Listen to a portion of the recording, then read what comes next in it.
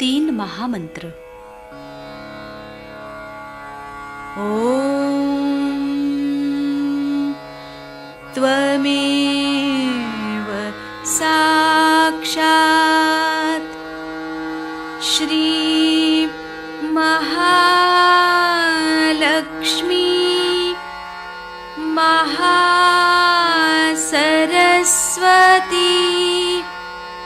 महाकाली त्रिगुणात्मिका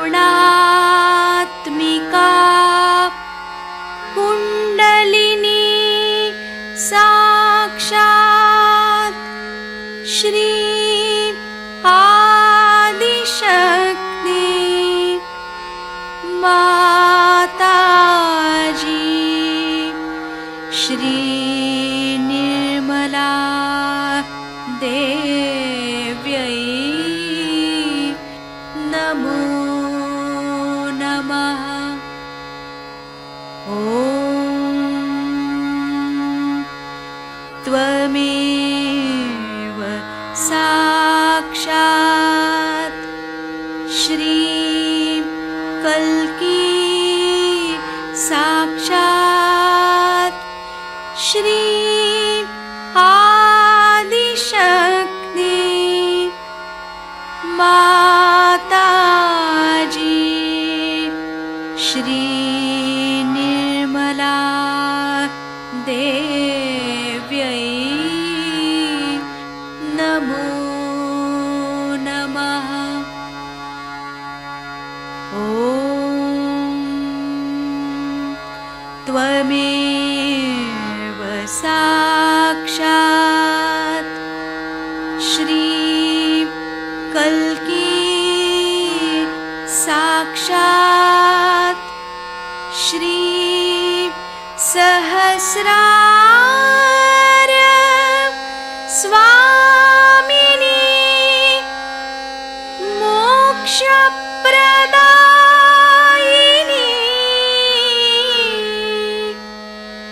माताजी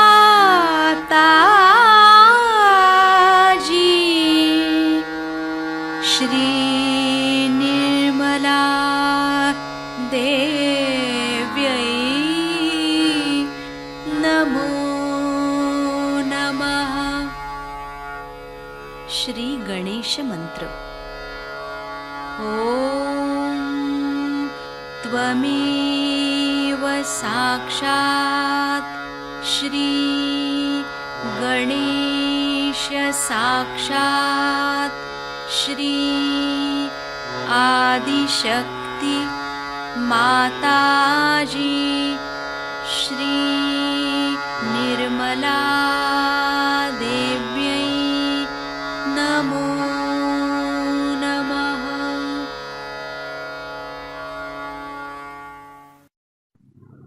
जय श्री माता जी। दोनों हाथ माँ के सामने हृदय में श्री माता जी को नमन करते हुए, परम पूजनीय श्री माता जी, कृपा करके हम सभी के हृदय में अपना प्रेम भर दीजिए। बार बार प्रार्थना श्री माता जी, कृपा करके हमारे हृदय में अपना प्रेम भर दीजिए। श्री माता जी, हम सबको क्षमा कर दीजिए, हम सभी अज्ञानी हैं। श्री माता जी, हमारे इस हृदय को अपने रहने के योग्य बनाइए।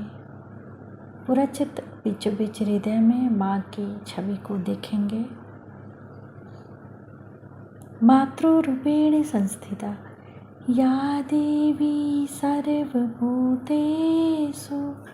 मातृरूपेण संस्थिता नमस्तस्यै नमस्तस्यै नमस्तस्यै नमो नमः।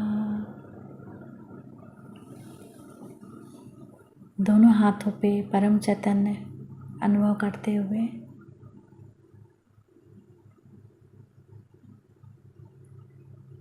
अपना संपूर्ण चित्त राइट नाभि पे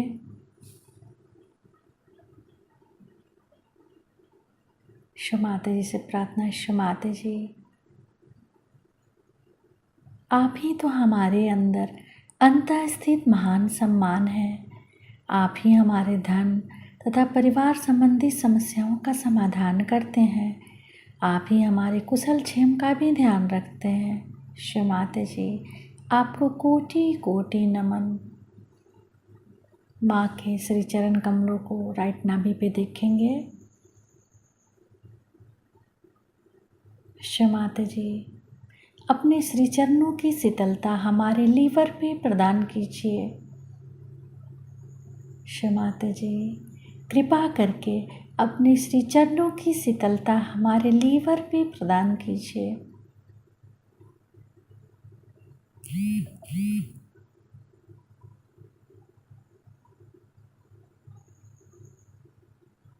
श्री माता जी, आप ही तो राजलक्ष्मी भी हैं, आप ही श्री राज राजेश्वरी भी हैं।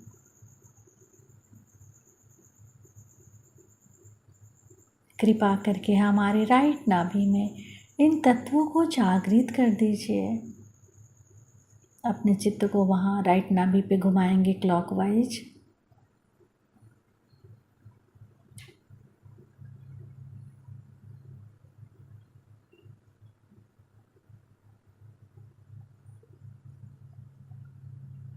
श्री माता जी, कृपा करके हमारे लीवर में श्री चंद्रमा की शीतलता, श्री हिमालय की ठंडक दीजिए।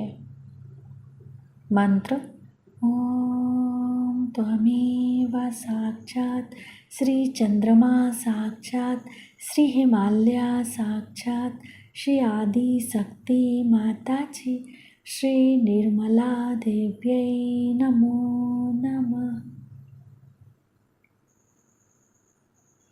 धीरे धीरे अपने संपूर्ण चित्त को राइट हृदय, राइट विशुद्धि, राइट आज्ञा,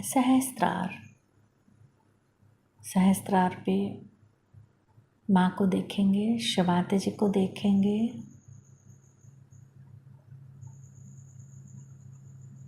श्री निर्विचारिता मंत्र ओम त्वमेव साक्षात् श्री निर्विचारिता साक्षात् श्री आदि शक्ति माता जी श्री निर्मला देव्यै नमो नमः।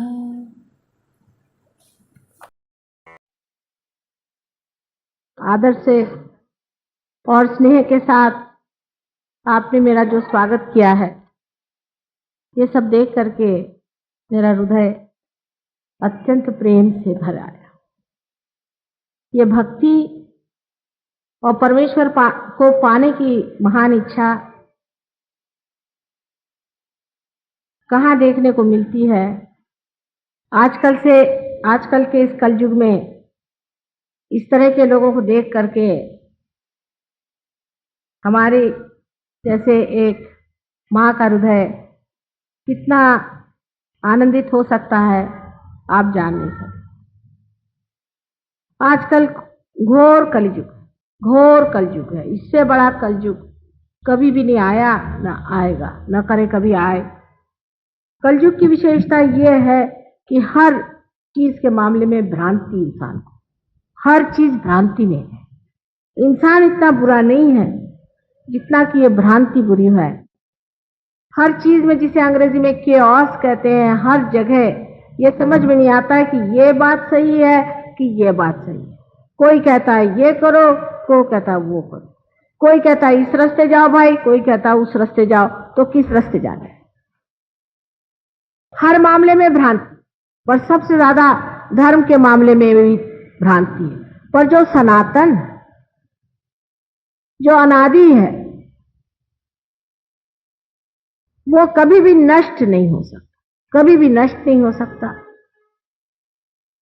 क्योंकि वो अनंत है, वो नष्ट नहीं हो सकता। उसका स्वरूप लोग कुछ बना ले, कोई कुछ बना ले, कोई ढकोसला बना ले, कोई कुछ ढकोसला बना ले, कोई उसको पैसे में बेचे, कोई उसको और तरीके से बेचे, कुछ उसका रूप बना लीजिए। लेकिन जो तत्व है उसका, वो सनातन है, और वही तत्व जो है उसका नाम है ब्रह्म तत्व। इसी ब्रह्म तत्व से सारी सृष्टि की रचना हुई। इस ब्रह्म तत्व को पाना ही जीवन का लक्ष्य है। और दुनिया भर के आप काम करते रहे और करते रहे हैं, अनेक जन्मों में भी किए हैं, अनेक जन्मों में आपने भक्ति की है और मांगा है कि हमें ये ब्रह्म तत्व प्राप्त। ये आज की भक्ति का फल नहीं है। और आश्चर्य की बात है कि इसी घोर कलयुग में ही ये मिलने वाला है। ये बहुत आख्यायिकाओं में लिखा था, लेकिन नल दमयंती पुराण अगर आप पढ़ें तो उसमें बहुत साफ तरीके से लिखा है कि इसी घोर कलयुग में, जबकि इंसान बिल्कुल दलदल में फंस जाएगा, तभी ये चीज मिलेगी। इसका मतलब कभी भी ये नहीं कि जो पहले हो चुके हैं, जो दृष्टा थे, जो साधु संत हो गए, जो गुरु हो गए, सदगुरु हो गए, और जो कुछ भी हमारे वेद और पुराणों में लिखा है वो झूठ है। एक शब्द भी झूठ नहीं। और झगड़ा लेकर के लोग बैठते हैं और बातें करते हैं कि वेद में ये लिखा है और पुराण में लिखा है, तो दोनों का मेल कैसा बैठे। ये झगड़े बहुत चलते हैं, इसीलिए कोई सनातन बनता है, कोई कुछ बनता है, कोई कुछ, और मुझे आती है हंसी बात। इसी के बारे में मैं थोड़ी सी आज चर्चा करूंगी, क्योंकि ये बड़ा झगड़ा मैं देखती हूं हमारे देश में चल रहा है। हमारे अंदर 3 तरह की शक्तियां विराजती हैं। पहली जो शक्ति, मुख्यतः जो शक्ति है, वो है इच्छा शक्ति। अगर परमात्मा को इच्छा ही नहीं होती तो संसार क्यों बनाते? उनकी इच्छा शक्ति के अंदर से ही बाकी की शक्तियां निकली हैं। इस शक्ति को हमारे सहयोग भाषा में महाकाली शक्ति कहते हैं। उसी शक्ति की वजह से आज आप भी भक्ति में रस ले रहे हैं, क्योंकि अंदर से इच्छा ही होती है कि भक्ति में चले, भक्ति का मजा आ रहा है, भक्ति में रहें, परमात्मा को याद करें, उनको बुलाएं। ये मानव ही करता, जानवर तो नहीं ना करता। जानवर तो भक्ति नहीं करता, मानव ही करता है। उसके बाद हमारे अंदर एक दूसरी शक्ति, वो है इच्छा शक्ति को क्रिया में लाने वाली, क्रियान्वित करने वाली शक्ति। उसे क्रिया शक्ति कहिए आप। इसे सहयोग भाषा में महासरस्वती शक्ति कहते हैं। ये कोई मैं हिंदू धर्म सिखा रही हूं और मुसलमान धर्म सिखा रही हूं या सिख धर्म सिखा रही हूं, ये बात नहीं समझनी चाहिए। जो मैं बात कर रही हूं वो तत्व की कह रही हूं, वो सब धर्म में एक है। इसलिए कोई ये ना सोचे कि मैं सिर्फ उन्हीं महाकाली और महासरस्वती की बात कर रही हूं जिसे हिंदू लोग मानते हैं। उसको आप क्रिया शक्ति कह लीजिए, अगर आपको नहीं अच्छा लगता नाम तो। लेकिन वो महासरस्वती की शक्ति है। और जो तीसरी शक्ति हमारे अंदर भी विराजती है और जो परमात्मा ने हमारे अंदर दी हुई है, वो शक्ति है जिससे हम धर्म को धारणा करते हैं। धर्म का मतलब ये नहीं कि हम इस धर्म के हैं, उस धर्म के हैं, लेकिन जो अंदरूनी मनुष्य का धर्म हमने धारणा की। माने अब हम जानवर नहीं, ये तो बात सही है। पहले अमीबा थे, अमीबा से होते होते आज हम मनुष्य बन गए। और ये जो हम मनुष्य बने हैं, इसमें इसके 10 धर्म हैं। और ये 10 धर्म हमारे अंदर बसते हैं। इसको अगर हमने जोड़ के नहीं रखा, संजोया नहीं, तो हम धर्म से च्युत हो जाते हैं, गिर जाते हैं। इसका ये मतलब नहीं है कि आप कोई पठन करें या कुछ करें या लेक्चर सुने। इसका मतलब है धर्म में आप स्थित रहे। जैसे कि एक सोने का धर्म है कि उसका रंग खराब नहीं होता। जैसे कि एक कार्बन का है कि उसके अंदर 4 वैलेंसीज होती है। उसी प्रकार मानव का धर्म है, उसके अंदर 10 धर्म है। मानव के अंदर इस धर्म के प्रति जागृति भी है। ये 10 धर्म कोई नाम देने लायक चीज नहीं। अब ये 10 धर्म को जब हमने बिठा लिया, इस धर्म से ही हमारा इवोल्यूशन हुआ है, उत्क्रांति हुई है, हम अमीबा बने। धर्म हमारे अंदर बदलते गए और जब इंसान के धर्म में हम आ गए तब हमें इंसान कहलाने लगे। जैसे कि जानवर को आप किसी गंदी जगह से गुजार दीजिए तो उसको गंदगी नहीं आती, लेकिन इंसान को गंदगी का मतलब मालूम। तो इंसान जो है, इसका धर्म जानवर से ऊंचा। अब जो दशा आने वाली है ये धर्म से परे। अब आपको कोई धर्म का पालन नहीं करना पड़ेगा, आप हो ही जाएंगे धर्मातीत इसे कहते हैं। अब इसी तरह से ये 3 गुण हमारे अंदर है। इच्छा शक्ति से जो हमारे अंदर गुण आता है वो तमोगुण, और जो क्रिया शक्ति से हमारे अंदर उत्पन्न होता है वो रजोगुण, और हमारे धर्म की शक्ति से जो हमारे अंदर गुण उत्पन्न होता है वो है सत्वगुण। इस प्रकार हमारे अंदर 3 गुण हैं, और इन्हीं तीनों गुणों के हेर फेर से, जैसे अंग्रेजी में क्या, परम्यूटेशंस एंड कॉम्बिनेशन से ही अनेक जातियां तैयार होती। ये चाहे आप अपने को हिंदू कहे, मुसलमान कहे, ईसाई कहे, कोई फर्क नहीं पड़ता, सब एक जैसे। अब देखिए इंसान में भी कितनी चीजें जो हैं एक जैसी, सब हंसते एक जैसे हैं, रोते एक जैसे, सिर्फ भाषा का फर्क है। सिर्फ भाषा का फर्क है। इस वजह से हम समझ नहीं पाते कि सारी सृष्टि चराचर में जो एक ही ब्रह्म तत्व रहता है, वही ब्रह्म तत्व जो है उसकी ही भाषा अनेक हो जाती है। माने प्याले अलग हो गए, लेकिन उसके अंदर जो अमृत है वो सब जगह एक ही। अब झगड़ा लोग ये करते हैं कि प्याले ठीक है कि अमृत ठीक है, झगड़ा ये। असल में दोनों ही ठीक है। कुछ कुछ ऐसे भी प्याले भगवान बना देते हैं कि उसमें पूरा की पूरा अमृत बैठ जाता है। आखिर अमृत भी तो प्याले में ही आएगा, अगर प्याला नहीं होगा तो अमृत कैसा आएगा? यही झगड़े की बात है कि लोग प्याला और अमृत को अलग समझते हैं। यानी यही ब्रह्म तत्व को जानने के लिए ही वेद लिखे गए। वेद तब लिखे गए, वेद विद से होता है, विद शब्द का मतलब है जानना। और अगर सारे वेद पढ़ करके भी आपने अपने को नहीं जाना तो वेद व्यर्थ, वेद का अर्थ ही खत्म हो गया। अगर आपने अपने को नहीं जाना, आप गए, आपसे बहुत भाषण हुए, लेक्चर हुए, सब हुआ, और आपने अपने को नहीं जाना, आप सिद्ध ही कैसे करेंगे कि परमात्मा है? कोई सिद्धता है आपके पास?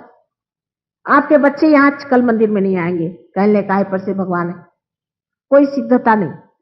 इसलिए जब आप अपने को जान लेते हैं तो आपके अंदर से ही ब्रह्म बहना शुरू हो जाता है।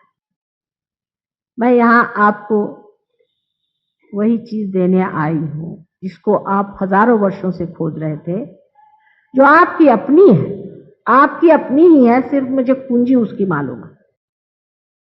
मैं कुछ अपना नहीं दे रही हूं, आपका जो है आप ही को सौंपने आई। आप अपने को जान लीजिए और इस ब्रह्म तत्व को पा लीजिए। यही आत्म साक्षात्कार है, क्योंकि आत्मा का प्रकाश ही ब्रह्म तत्व है। यही परमात्मा का साक्षात्कार है, क्योंकि आत्मा को जाने बगैर आप परमात्मा को नहीं जान सकते। बगैर आंख के आप देख नहीं सकते, उसी तरह जब तक आपके पास आत्मा नहीं होगी आप परमात्मा को जान नहीं सकते। लेकिन मैं कहूं आप आत्मा को जानिए, आत्मा को जानिए, तो आप भी रटे, आत्मा को जानिए, आत्मा को जानिए। रटने से नहीं जान सकते, इसको पाना होगा, ये घटना घटित होगी। अब अपने देश में 3 तरह की व्यवस्था इन 3 तरह की चीजों से होती रही। पहली तो व्यवस्था ये हुई कि हम इस ब्रह्म तत्व को जाने, उसके लिए कुछ क्रिया करें, होम करें, हवन करें। निराकार ही को सोच रहे थे उस वक्त। उन्होंने साकार की बात तब नहीं करी, उस वक्त उन्होंने निराकार की बात की कि हम निराकार को जाने, होम करें, हवन करें, ये करें, वो करें, मंत्र कहें, किसी तरह से जागृति हो जाए। इसके फलस्वरूप संसार में अवतरण हुए। जब आपने अमृत को माना, जो कि निराकार है, वो साकार होकर संसार में आया, उसको आना ही पड़ेगा। अगर साकार नहीं आएगा तो आप कैसे जानिएगा? जैसे कि एक दीप की लौ आप देखिए, दिखने को उसमें आकार है वैसे, लेकिन सब दूर फैली हुई। उसी प्रकार निराकार साकार नहीं होगा तो आप निराकार को जान ही नहीं सकते। इसीलिए संसार में अनेक अवतरण हुए। उसमें से श्री विष्णु जी के अवतरण हुए। उसकी वजह है कि श्री विष्णु जी यही हमारे अंदर धर्म की संस्थापना करते हैं और हमारा उत्क्रांति का मार्ग बनाते हैं, इसलिए विष्णु जी की स्थापना। इसका मतलब कभी भी नहीं कि शिव जी का कोई महत्व नहीं। बहुत से लोग हैं भाई हम विष्णु जी को मानते हैं शिव जी को नहीं मानते। ये तो ऐसा ही हुआ कि हम अपनी नाक को मानते हैं और आंख को नहीं मानते, जब एक ही शरीर के अंग प्रत्यंग वो है।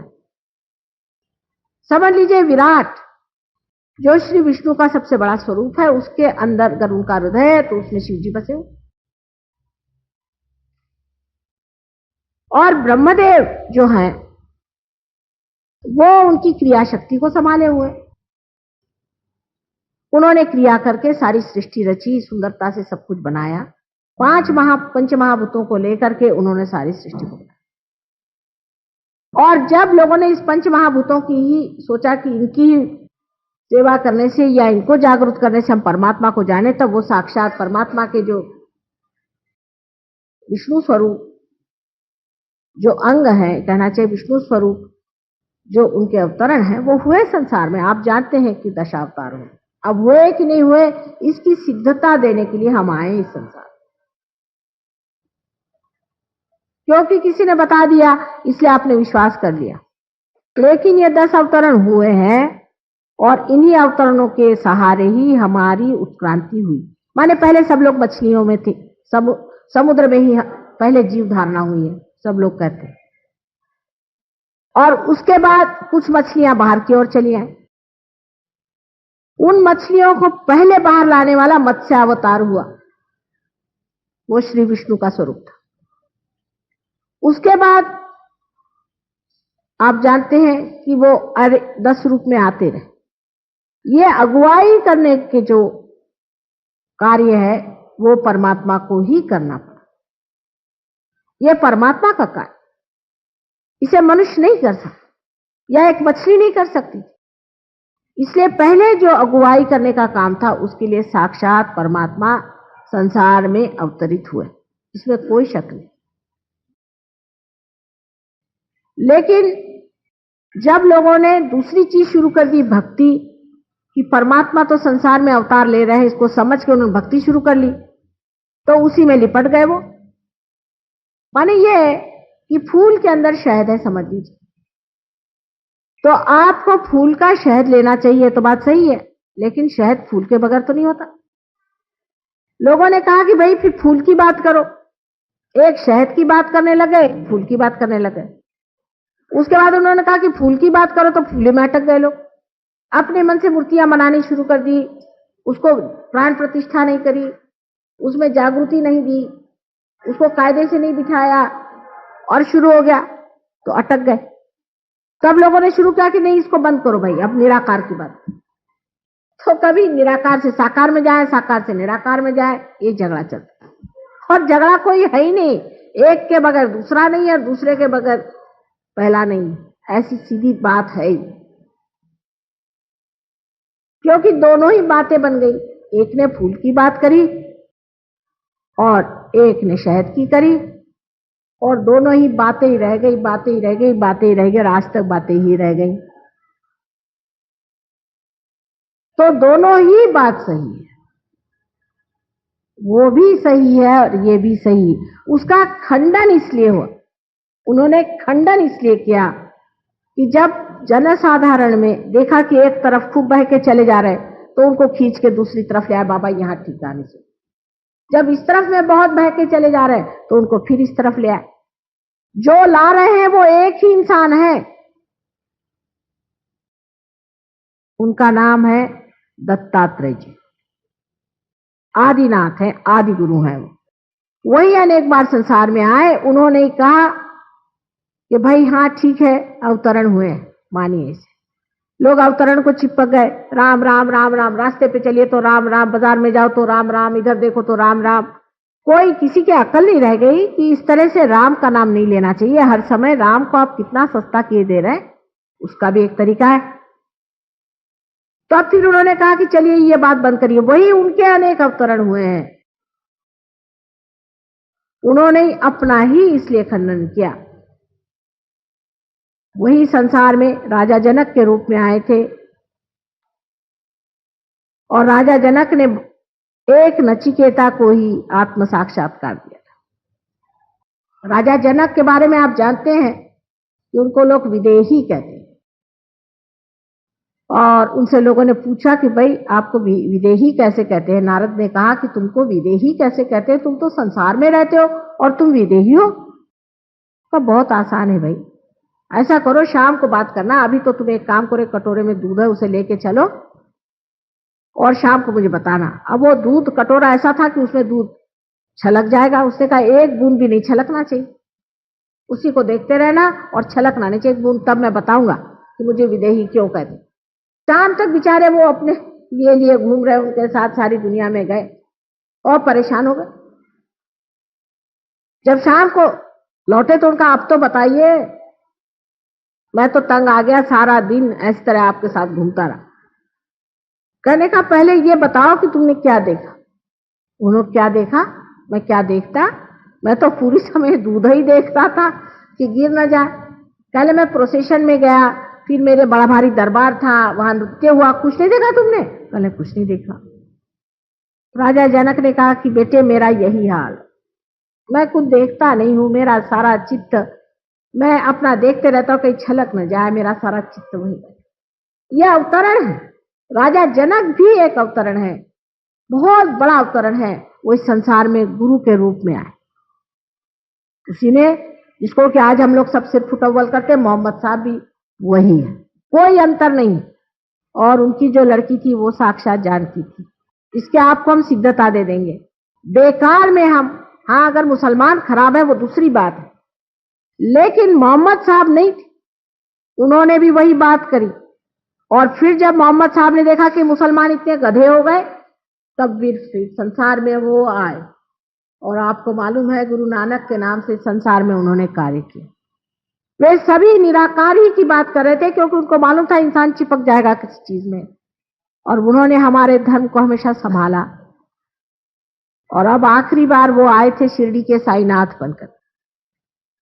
ऐसे इनके अनेक अवतरण हुए और ये कोई इंसान नहीं थे, ये परमात्मा का जो सबसे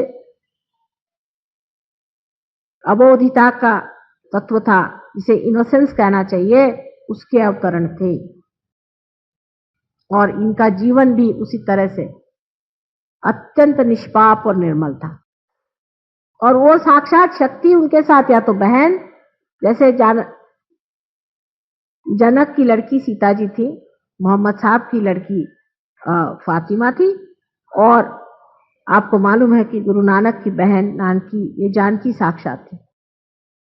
इसमें कोई शंका की बात नहीं है मेरे लिए, लेकिन आपके लिए हो सकती। लेकिन इसको मैं सिद्ध कर सकती हूँ, क्योंकि जब तक आपके आंख नहीं आती आप इसको नहीं मान सकते, ठीक है। लेकिन आपको आंख देने पर तो आपको मानना ही पड़ेगा कि सफेद सफेद है, झूठ झूठ है। तो किस बात का झगड़ा है फिर?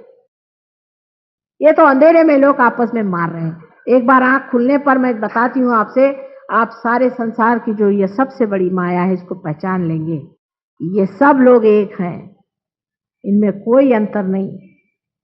अब जो हमने वेद वगैरह रचे और जिससे हमने पंचमहाभूतों का हमने कहा कि पंचमहाभूतों को मानिए और उनके हिस्से करिए, ठीक है, तो निराकार की बात हो गई। लेकिन साकार भी चीज है, भक्ति भी है, और साकार परमात्मा राम, श्री राम, परशुराम, इतना ही नहीं, श्री कृष्ण साक्षात इस संसार में आए, अवतरण उन्होंने किया। ये साक्षात श्री विष्णु के अवतरण है, इसमें कोई भी शंका की बात नहीं मेरे लिए। और शिव अवतरण नहीं लेते, शिव का अवतरण नहीं होता। ब्रह्मदेव ने भी एक दो अवतरण लिए, लेकिन शिव जी ने कभी अवतरण नहीं लिया, क्योंकि वो सदा शिव है। विष्णु के अवतरण हुए हैं, और उन अवतरण में आपको जान लेना चाहिए कि उन्होंने संसार में आ करके हमें आज मनुष्य बना दिया, उनकी वजह से हम बने। और उन्हीं के वजह से हमने ये भी जाना है कि संसार में अवतार आते हैं। लेकिन श्री कृष्ण ने ये बातें सिर्फ एक अर्जुन से बताई, सबसे नहीं बताई, सब जनसाधारण को बताने की बात है। भक्ति का मार्ग चल रहा था, भक्ति में लोग आवाहन कर रहे थे परमात्मा को, और इधर लोग जो है वेद में वो लोग वे पंच महाभूत थे उनको जागरूक कर रहे थे। और एक बहुत गुप्त तरीके से दूसरा जो मार्ग बन रहा था उसमें राजा जनक जैसे लोग प्रयत्न कर रहे थे कि आत्मा का साक्षात्कार हो जाए, लेकिन ये बात गुप्त थी। श्री कृष्ण ने भी ये बात सिर्फ अर्जुन से बताई, और वो भी घूम फिरा के बताई, क्योंकि उन्होंने देखा इनकी अभी समझ में आ नहीं रही बात। अब गीता पे फिर मैं कभी बोलूंगी, आज तो इतना समय नहीं। अब जब हमने देखा बाद में कि लोगों में ऐसा है और लोग बेकार में झगड़ा कर रहे, तब स्वयं नानक जी संसार में आए थे और उन्होंने बताया कि बेकार में आप झगड़ा कर रहे हो, क्योंकि उन्होंने सोचा कि मैं ही तो था और मेरी ही जगह अब ये मेरे ही शिष्य लोग अब झगड़ा कर। तो उन्होंने आके समझाया, भाई क्यों झगड़ा कर रहे हो, वो चीज एक ही थी।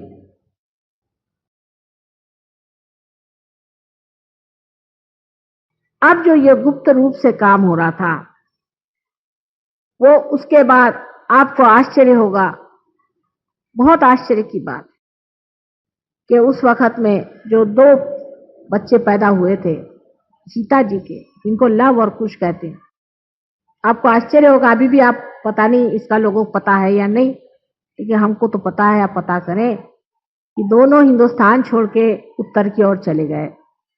उसमें से लव जो थे ये कॉकेशस की तरफ में गए और जा करके इन्होंने वहां राज किया, और इसीलिए रशिया वगैरह में स्लाव कहते हैं, स्लाव लव, इसलिए स्लाव कहते हैं उनको, उनकी भाषा ही स्लाव है। और कुश जो थे वो चाइना की तरफ गए और उन्होंने अपने को कुषाण कहलाए। पता नहीं इन लोग को भी पता है कि नहीं कि लव और कुश की खानदान और आपस में लड़ रहे हो बेवकूफ जैसे। दोनों ही लव और कुश के खानदान हैं, एक स्लाव कहलाते हैं, कुषाण कहलाते हैं, और दोनों में ही सारे संस्कृत शब्द है। अगर आप देखें तो रशियन भाषा में इतने संस्कृत शब्द है जरा बिगाड़े हुए, जैसे वो कोई चीज को कहेंगे बहुत अच्छा है, या किसी को मिलेंगे तो नमस्ते करेंगे तो कहेंगे हरोश शिवाय। उनके इसमें प्रवदा, उनके आपने सुना होगा न्यूज़पेपर, प्रवदा, वद, अपना वद वेद से वद, प्रवदा, प्र माने जिसे कहना है जागरूक, एनलाइटेंड। उनकी सारी भाषा में आप देखिए सारा संस्कृत पे ही। इधर मैं चाइना गई थी, मुझे अब भी वहां के सारे ही शब्द संस्कृत पे बसे, लेकिन वो भी नहीं जानते कि हम भाई बहन हैं, मूर्ख जैसे लड़ रहे हैं। क्या कर, कौन उनको समझाए कि तुम दोनों जुड़वे भाई के लड़के हैं, और क्या कर रहे, किस चीज के लिए लड़ रहे, इससे कोई तुम्हारी मां को सुख होने वाला है? अब जो ये बीच की धर्म व्यवस्था हमारे अंदर बनी हुई है, जिसमें अवतरण होते गए और बहुत ही गुप्त रूप से होता गया, उस वक्त यही दोनों बेटे इस संसार में बार बार पैदा हुए। उसके बारे में लोगों को मालूमात नहीं, लेकिन झगड़ा करने में हम लोग बहुत होशियार हैं, लेकिन उसके बारे में मालूमात नहीं, क्योंकि हिस्ट्री में इस बात को कोई लिखता है। बुद्ध और महावीर ये दोनों बेटे थे, यही दोनों बेटे बुद्ध और महावीर बन के आए, और हम लोग झगड़ा कर रहे हैं। अरे अगर हिंदू राम को मानते हैं तो उन्हीं के ये दोनों बेटे हैं, झगड़ा किस चीज का कर रहे हो तुम? और थे कि नहीं उसकी हम आपको सिद्धता दे सकते हैं। अब बहुत से लोगों का ये कहना है कि ये चीज किताब में लिखी नहीं, हर एक चीज किताब में लिखने लायक होती भी नहीं। किताब पढ़ के आप पूरी बात, गीता तो मेरे समझ में बहुत ही कम लोगों के समझ में आई है, उसका बहुत ही सिंपल सी बात है, बहुत ही सीधी सी बात है, किसी की खोपड़ी में आई नहीं, सबके खोपड़ी पे से चली गई। तो इसमें यह समझ लेना चाहिए कि मैं जो बात कह रही हूं उसमें से बहुत सी बातें आपको किताबों में भी नहीं मिलेंगी, क्योंकि मैं जानती हूं, मैं आपसे बता रही हूं, और इसकी मैं आपको सिद्धता दे सकती हूं कि ये बुद्ध और महावीर जो थे ये कोई दूसरे नहीं, श्री राम के लड़के लव और कुश थे। वो अपने ही थे, कोई पराये नहीं थे। अब कोई कहते कि हम बुद्ध धर्मी हो गए, हम जैनी हो गए, अरे हुआ है कौन? सब सनातन ही है। जब आप कहते हैं हम सनातन है तो सोचना भी चाहिए कि सनातन का आंचल बहुत बड़ा है, तो उसके नीचे सब लोग आ गए, कोई छूटने वाला नहीं है। यही बुद्ध जबकि आए संसार में, इन्होंने सिखाया कि आप मूर्ति पूजा नहीं करो, ये नहीं करो, वो नहीं करो, क्योंकि लोग मूर्ति पूजा की हद कर दी थी उन्होंने। इसलिए जब सिखाया और जब देखा कि वो चीज पूरी तरह छूट के बुद्ध धर्म इतना बुरी तरह से फैल गया और उन्होंने इतनी बेवकूफियां शुरू कर दी, तो खुद उन्होंने ही इस संसार में जन्म लिया। और वही हमारे हिंदू धर्म के संस्थापक, जिन्हें हम मानते हैं आदि शंकराचार्य, वही थे। ये बुद्ध ही थे, फिर से आए अपना ही खंडन करने के लिए, क्योंकि इन बुद्धू लोगों को कौन समझाए? बुद्ध माने जागृत, जिसने जान लिया सो। कितने बुद्ध हैं? बुद्ध बेवकूफ जैसे वो, उनसे कहा कि पूजा नहीं करो तो एक दांत लेकर के बैठ गए, फलाना लेकर के बैठ गए, उसी से झगड़ा। इंसान को कोई ना कोई बहाना चाहिए झगड़ा करने का, और सब में एक ही तत्व है, सब में एक ही तत्व है, पर झगड़ा पता नहीं क्यों कैसे ढूंढ लेते हैं, कोई ना कोई बात झगड़े की ढूंढ लेते हैं। आदि शंकराचार्य ने कहा था, न योगे न सांख्ये न, योग सांख्य से कुछ नहीं होने वाला, मां की कृपा से ही सब कुछ होने वाला है। उन्होंने बहुत बड़ी किताब एक लिखी थी, विवेक चूड़ामणि। पता नहीं आप लोग पढ़ते हैं कि नहीं, पढ़ते होंगे जरूर, क्योंकि आप सनातन धर्मी हैं, तो जिन्होंने इसकी संस्थापना करी वो तो पढ़ते ही होंगे। इतनी बड़ी किताब विवेक चूड़ामणि लिखने के बाद उन्होंने दूसरी किताब लिखी जो सौंदर्य लहरी है, पता नहीं आप लोग पढ़े होंगे। सारा उसमें मां का वर्णन है पूरा, यहां तक कि उनका आकार प्रकार, उनका तौर तरीका, उनको कौन सा तेल पसंद है, सर में कौन सा तेल लगाती है, सारा बारीक लिखी। विवेक चूड़ामणि तो इतनी बड़ी भारी चीज लिख दी, और अब ये मां का वर्णन क्या लिख रहे? कहले उसके सिवाय इलाज नहीं, मां के सिवाय इलाज नहीं, वही सब करेगी, ये शक्ति का काम। इसलिए हम सब शक्ति के पुजारी हैं। आप किसी भी धर्म में रहें, आप सब शक्ति के पुजारी हैं। वेद में मां को ई करके कहा गया, ई शब्द से, उसका शब्दों का फर्क है, लेकिन शक्ति को ही पाना है। और शक्ति भी क्या शक्ति है? ये ब्रह्म की शक्ति है। और ब्रह्म क्या है? ये परमात्मा की इच्छा और परमात्मा का प्यार है। अगर परमात्मा को आपसे प्यार नहीं होता तो ये सरदर्द वो क्यों लेते? ये सारी सृष्टि बनाना भी एक बड़ा भारी सरदर्द है। इतनी सारी सृष्टि उन्होंने बनाई क्योंकि उनका आपसे प्यार था, और आज भी उसी प्यार में वो चाहते हैं कि आप उनके साम्राज्य में उतरे। ये सारे झगड़े हैं, झगड़ों में कुछ नहीं। सबसे बड़ी सनातन बात यह है कि हम ब्रह्म शक्ति से बने और हमें उसको पाना है। और अगर आपने उसे जाना नहीं तो आपने शक्ति को पाया नहीं। कहने लगे कि मैं, वहां वारकरी लोग होते हैं, एक एक महीना 2-2 महीना पैदल चल के जाते हैं। वो हुआ, मैं वहां पैदल चल के जाता था, महीना महीना पैदल चलता था, वहां जाता था तो मेरा सर ही फोड़ देते थे लोग, और उसमें परेशान हुआ, भगवान नहीं मिले। फिर मैंने सोचा अब और कोई सा धर्म कर ले। फिर मैंने सब धर्म किए, ये धर्म किया, वो धर्म किया, मेरे हाथ पैर टूट गए, मेरी हालत खराब हो गई, मेरी तंदुरुस्ती चौपट हो गई। मैंने कहा ये कैसा भगवान है जिसको मैं खोज रहा हूं, और मैं उसकी मेरी तंदुरुस्ती भी चौपटा देगा तो मैं कैसे उसको जानूंगा। और जब उन्होंने जाना कि हम वहां गए हुए हैं तो हमसे मिलने आया और कहने लगे, माँ अब बताओ मैं क्या करूं। मैंने कहा बेकार में तुम इधर से उधर अपनी दल बदलते रहे अपने माथे पे लिखा हुआ रोज बदलने से कुछ नहीं होता कि मैं फलाना हूं ढिकाना हूं। तुम सिर्फ इंसान हो पहली बात, और दूसरे तुम परमात्मा के पुत्र हो, तुम आत्मा हो और कुछ नहीं, उसको तुम्हें पाना है। इस तरह से अपने ऊपर ब्रांड मत मारो, लड़ाई झगड़े होते। आत्मा ही सनातन है, उसको पाना है। आत्मा ही चीज है जिसे पाना है। सबने यही कहा है कि क्यों भाई इधर उधर भटकते हो, अपने ही अंदर खोजो, अपने ही अंदर आत्मा है। जब आप आत्मा को पाइएगा तभी आपको पता होगा कि इन सब मूर्तियों का भी क्या अर्थ है, ये क्या चीज है और इसका हमारे अंदर स्थान कहाँ है। उनको जागरूक कैसा करना, इनको जागरूक कैसा करना, इनकी प्राण प्रतिष्ठा कैसे करना। तो सिर्फ ब्रह्म की बात ही नहीं है, ब्रह्म का पाना है और उसके बाद इस सारे ब्रह्म विद्या को आपको पूरी तरह से जान लेना। सारी ब्रह्म विद्या आप जान सकते, यही सहज योग है। इसको सहज कहते हैं क्योंकि सहज आपके साथ पैदा हुआ।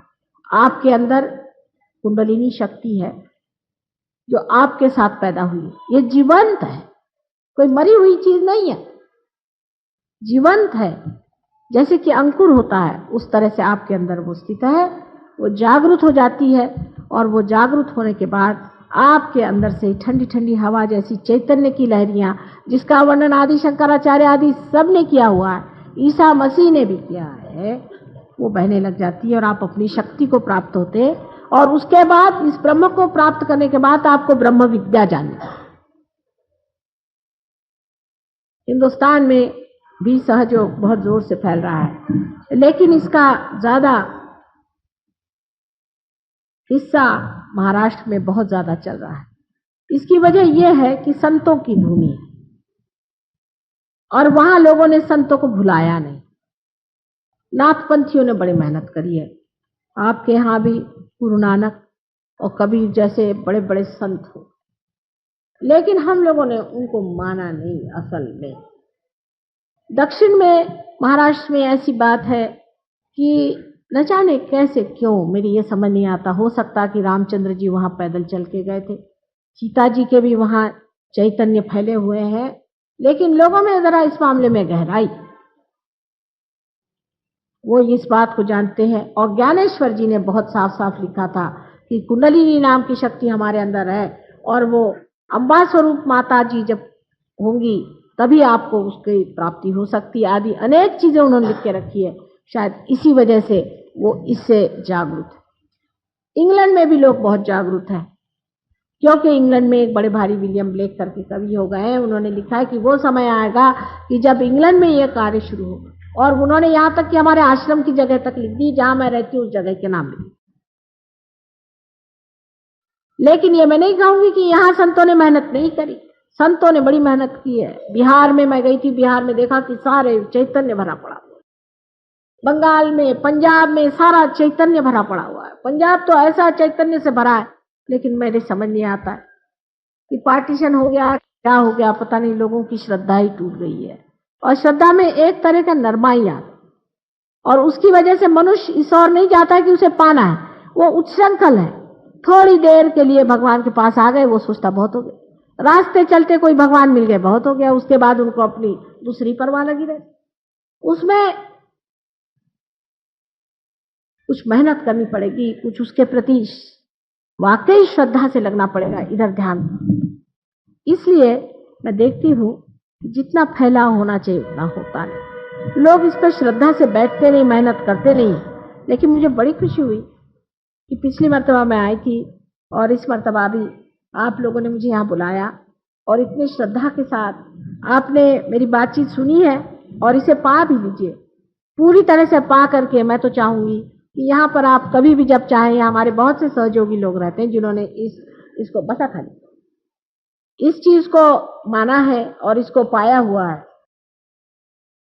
यहाँ पर बहुत से लोग ऐसे हैं जो कि इसको जानते हैं, ब्रह्म विद्या को भी, उनसे भी आप लाभ उठा सकते। बस इतना जानना है कि इसमें कोई भी पैसा या कोई चीज नहीं चाहिए।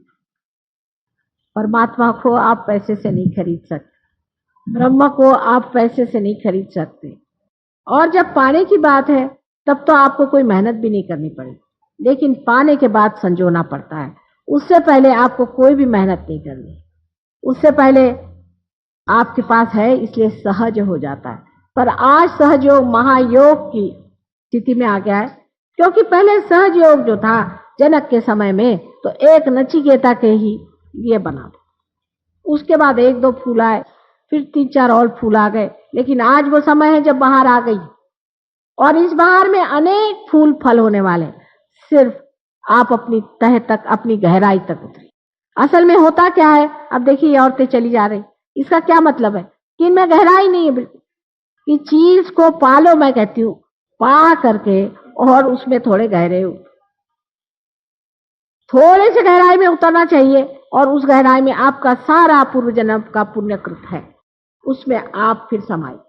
पहले थोड़ी सी मेहनत करके उस गहराई में उतर जाइए और उसके बाद वहां जो पूर्व संचित जितना कुछ है उसे आप पाइएगा। लेकिन इस तरह से लोग क्या है, एक माता जी का भाषण सुन गए, दूसरे का सुन गए, इस तरह से जो लोग करते हैं, ऐसे लोगों के लिए सहयोग नहीं है। पर इसका नुकसान बाद में होगा। अभी इसके जो फायदे हैं उसे लेना चाहिए। इससे अनेक फायदे होते हैं। आप जानते हैं, यहाँ पर एक देवी जी बैठी, उनका लड़का एकदम पागल जैसे था, अभी आई हुई है, उसके एकदम पागलपन ठीक हो गया। कितने ही लोग हैं यहाँ दुनिया में जिनको इससे लाभ हुआ है, जिनकी तंदुरुस्ती ठीक हो गई। क्योंकि ये सारे 7 चक्रों में सारे ही देवता विराजते हैं। वो जागरूक हो जाने से उनका आशीर्वाद मिलता है। आपकी हर तरह के प्रश्न तब टूटेंगे जब आप योग में उतरेंगे। कृष्ण ने भी कहा कि योगक्षेम वहाम्यहम्। योग से पहले आप भगवान से आके कहे भगवान ये कर दो, आपका संबंध ही नहीं हो भगवान से, तो क्षेम कैसे होगा? फिर आप कहे मैं भगवान से गिड़गिड़ाता रहा, भगवान ने मेरा काम ही नहीं करा। पहले आप कनेक्शन करा लीजिए, कनेक्शन के बाद आपको कहना भी नहीं पड़ेगा। फिर क्षेम, क्योंकि उनके साम्राज्य में आ गए, आप उनके नगर के वासी हो गए, तो वो आपको संभालेंगे और देखेंगे। और देखते ही यहाँ हर एक सहयोगी आपसे बताएगा। एक एक अगर आदमी लिखने जाए तो इतनी बड़ी पोथी लिख के रख सकता है कि कितने चमत्कार हुए। ऐसे ऐसे एक्सीडेंट हुए हैं कि लोग 80-80 फुट पे से गिर गए और जैसे कि किसी ने उठा लिया हो। बहुत बड़ी बड़ी बातें हो गई हैं, वो सब बताने बैठूं तो उसका कोई अंत नहीं। आज आपके मंदिर में प्रदेश से भी बहुत से लोग आ गए। ये गणेश की पूजा करें और ये शिव जी की पूजा करें और ये विष्णु जी की पूजा करें। इसलिए नहीं कि मैंने उनसे कहा है, इसलिए क्योंकि वो जान गए कि ये बात सही है। वो जान गए, उनके अंदर जो चीज है उसे जान गए हैं। उंगलियों पे आप महसूस कर सकते हैं कि आपके कौन से चक्र पकड़े हुए हैं और उन चक्रों पे कौन से देवता हैं। इसको आप जान सकते हैं और आप पूछ सकते हैं कि ये देवता हैं या नहीं। इतना ही नहीं, आप लोग भी अब मोहम्मद साहब को जानेंगे, ईसा मसीह को जानेंगे। जिन्होंने जो कुछ नहीं जाना वो और जान जाएंगे, और ये लोग जितना जानते हैं आप लोग नहीं जानते। वजह यह है कि इन लोगों में हमें यह फर्क है कि हम योग भूमि में रह रहे हैं। इस भारतवर्ष की जो छत्र छाया है उसमें हम लोग पट से पार हो जाते हैं, कोई समय नहीं लगने वाला। आप सबके सब बहुत जल्दी पार हो जाएंगे, मुझे मालूम है, मैं जानती हूँ, एक क्षण भी नहीं लगना। लेकिन चलने नहीं वाला हो, क्योंकि जो चीज आसानी से मिल जाती है उसकी कदर नहीं करती। और इन लोगों पे एक एक पे मैंने 3-3 महीने हाथ तोड़े, तो इनको बड़ी कदर है। ये गहराई में उतर गए उसके, ये गहराई में उतर गए उसके, इन्होंने उसको बिल्कुल ब्रह्म विद्या को साक्षात कर लिया। तो जो भारतीय, जो कि अनेक जन्मों के पुण्यों से इस भारतवर्ष में पैदा हुआ है, वो इनसे कम पड़ जाता है। और ये पुण्य आपके पास बहुत है, क्योंकि आप अपनी गहराई नहीं छू पाते। ये मैं आपसे पहले ही आगाह कर देती हूँ कि पार करने को तो मैं कर दूंगी, लेकिन आगे का आपको देखना होगा। आगे जो मेहनत है वो आपको करनी पड़ेगी। अगर नहीं करी तो जो पाया सो खो जाएगा। होता है अनेक, अनेक लोगों का ऐसा होता है। मैंने देखा एक साहब आए थे, बड़े चिल्लाने लगे, एक बड़ी भारी आंगन में प्रोग्राम हो रहा था। माता जी मेरे तो एकदम अंदर से आग आग निकल रही, मेरे अंदर मैं मर रहा हूँ, आप मुझे ठीक करिए। सारे बदन में इतने इतने ब्लिस्टर्स और क्या क्या है। मैं कहा अच्छा आते हैं। बहुत लोग थे, भीड़ भाड़, कुछ करते करते उनके पास पहुंचे। उनकी कुंडलिनी जागरूक करने से 5 मिनट के अंदर उनका सब कुछ ठीक हो गया। 5 मिनट के अंदर। वो अभी भी हैं यहाँ पर दिल्ली। उसके बाद कभी वो आए नहीं, कभी उन्होंने पता नहीं करी, कुछ नहीं किया। एक दिन मैं बाजार गई थी कोई चीज खरीदने, वहां मिले। अरे एकदम से पैर छुआ। मैंने कहा कौन भाई? कहले मैं भूल गए, आप मैं कभी मुझे तो याद नहीं कौन, मुझे याद भी नहीं रहता सच बात। फिर उन्होंने बताया बात, कहे माँ मैंने आपका फोटो मेरे मोटर में भी रखा है, मैंने अपने मन में भी रखा है, मैं आपको शरणागत हूँ, ये है वो है। मैंने कहा भाई देखो, सहयोग जो है ये सामूहिक काम, अकेले का काम नहीं है कि आप घर में ले गए या जंगल में बैठ करके, उसमें नहीं। जहां 10 लोग बैठेंगे वहीं हम रहेंगे, और जहां एक अकेला सोचेगा कि माँ को हम हत्या ले तो हम हाथ आने वाले नहीं। ऐसे हमें लोग नहीं चाहिए, वो चाहिए जो सब मिलकर के काम करे। और फिर 1 साल बाद फिर पहुंचे कि मुझे फिर कोई तकलीफ होने लगी। मैंने कहा अब आ गए आप ठिकाने? तो कह लगे क्या माँ मुझे सजा मिली? मैंने कहा सजा नहीं मिली, जिस छत्र छाया में बैठना है उसको छोड़ के आप चले गए तो उसे वो छत्र छाया क्या करे, फिर से उस छत्र छाया में जा। ये सामूहिक कार्य है, और इस सामूहिक कार्य को सबको सामूहिक तरीके से करना है। अगर आप चाहें कि माँ का फोटो हम घर में ले गए और रोज हम आरती पूजा करते हैं तो बात मुझे मंजूर ही नहीं। सबको एक होना है, ये बहुत बड़ा सामूहिक कार्य है। सबको मिलजुल के रहना है, सब भाई बहन है, और है कि नहीं वो आप उसका साक्षात करेंगे। जो लोग सहयोग में इस तरह से ब्रह्म विद्या को पाते हैं उनके बहुत से प्रश्न दूर हो गए, उनकी तंदुरुस्तियां ठीक हो गई, उनके मन ठीक हो गए, खानदान ठीक हो गए, आपस के रिश्तेदारियां ठीक हो गई हैं, और सबसे बड़ा तो उनका लक्ष्मी तत्व भी जागृत हो गया है, जिससे बहुत रईस तो कोई नहीं होता। इसमें कोई चीज बहुत नहीं होती, अतिशयता तो होती ही नहीं, लेकिन समृद्ध हो गए, समर्थ हो गए हैं और आनंद में रह रहे हैं और दूसरों का भला कर रहे हैं। अपने को भी ठीक रखें और दूसरों को भी ठीक रखें। सहयोग में पार होने के बाद आप लोगों की जागृति कर सकते हैं और लोगों को पार करा सकते हैं। ये शक्ति आप में, कोई भी हो, पढ़ा लिखा नहीं हो, कुछ नहीं, उससे फर्क पड़ता। कौन साधु संत पढ़े लिखे थे, इसको पढ़ने की जरूरत नहीं, ये अंदर होता है। आजकल संसार में बहुत से बड़े बड़े लोग जन्म ले रहे हैं, बहुत से बड़े बड़े जीव जन्म ले रहे हैं, और ये लोग सब पैदाइशी ही पार हैं और वो जानते हैं कुंडलिनी का शास्त्र। यहाँ भी बहुत से बच्चे ऐसे हैं कि बचपन से कुंडलिनी शास्त्र जानते हैं। हमारे भी ये है नातिन है, और हमारे 3 तो नातिन है और एक लड़का है, वो भी चारों की चारों पार है और बचपन से ही ये कुंडलिनी का पूरा शास्त्र जानते हैं, उनको मालूम। छोटे छोटे बच्चे भी, बड़े 6-6 महीने के बच्चे भी आपको दिखा देंगे। अभी एक लड़की लाए थे, पार है 6 महीने की, वो भी बता रही थी कौन सा चक्र पकड़ रहा है, बराबर उंगली मुंह में डालती थी और बराबर बता रही थी कौन सा चक्र। इतने ज्ञानी लोग आज पैदा हो रहे हैं, और उनको जानने के लिए पहले आपको ऐसे माँ बाप बनना चाहिए, नाना नानी या बाबा दादी बनना चाहिए कि जिससे आप उनको समझ सकें। और बहुत बड़ा काम संसार में होने वाला है और उसकी तैयारी करें। आज यहीं तक कहूंगी, और बाद में अगर कभी मौका होगा तो कल्कि की बात कहूंगी, जो अच्छी नहीं इतनी रहेगी, क्योंकि उसमें फिर कोई आपको समझाने वाला नहीं रहे। तो उसमें फिर आखिरी सफाई का मामला है, वो समय आने से पहले ही सब लोग पार हो जाए। जिसके लिए आपने आज तक भगवान को माना, उसका आप साक्षात करें और उसे लें। यही मुझे आप सबसे विनती है, और मैं माँ के रूप में आपको समझाती हूँ, किसी की भी बात का बुरा न माने, और इसको बुद्धि पर न बैठाएं चौखट पे कि माँ ने ऐसा क्यों कहा, माँ ने वैसा क्यों कहा। मैं एक भी बात झूठ नहीं बोलती हूँ, और मुझे आपसे कुछ भी लेने का नहीं, इलेक्शन भी जीतने का नहीं। मेरा कोई देना नहीं बन पड़ता है, बस देना ही देना है। इसलिए आप इस तरह की बेकार की बातें कभी ना सोचना कि माँ ने ऐसे क्यों कहा, वैसे क्यों कहा, क्योंकि माँ को सच बोलना पड़ेगा। हालांकि बहुत मिठास से बता रही हूँ सब बात, लेकिन हो सकता है कि बुद्धि है ना, मैंने कहा हर चीज को पकड़ लेगी जिससे झगड़ा खड़ा करे, और यह आप ही से झगड़ा आप अपना कर रहे हैं और किसी दूसरे से नहीं। क्योंकि आपको अपनी शक्ति पानी है, आपको समर्थ होना है, और आपको अपनी आत्मा को जानना है, इसमें कोई शक नहीं। और वही कार्य है, उसको उसमें मामले में बेकार के झगड़े अपने ही से मत करें, आप अपने ही से झगड़ा मत करें। आपने पढ़ा लिखा होगा, उसको एक तरफ रख दीजिए। सारे पढ़ने लिखने से भी ऊंची जो चीज है, आत्मा को पढ़ लेना। एक ही अक्षर प्रेम का, पढ़े सो पंडित हो। ये प्रेम वो नहीं है कि अपने बच्चों को प्यार करो रे इसको प्यार, ये प्रेम नहीं, ये परमात्मा का प्रेम जो ब्रह्म शक्ति के रूप में आप में से बहना शुरू हो जाता है, इसे आप प्राप्त करें। बहुत बहुत धन्यवाद आप लोगों का।